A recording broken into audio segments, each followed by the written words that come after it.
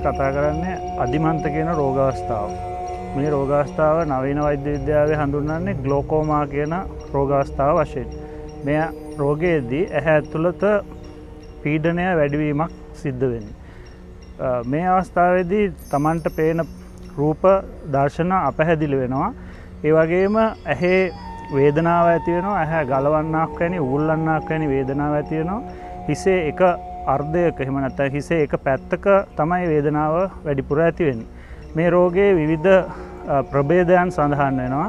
විශේෂයෙන් තරුණ අවධියේදී තරුණ ගැහැණු අයට මේ රෝග අවස්ථාව වැඩිපුර ඇති වෙන්න පුළුවන්. මුල් අවස්ථාවේදී පාලනය කර නොගත්තොත් ඇහි පෙනීම සම්පූර්ණයෙන් නැති වෙලා අන්ධභාවයට පත් වෙන්න පුළුවන්. ඒ නිසා රෝග අවස්ථාව මුලදී අඳුරාගෙන ප්‍රතිකාර කිරීම ඉතාම අත්‍යවශ්‍යයි.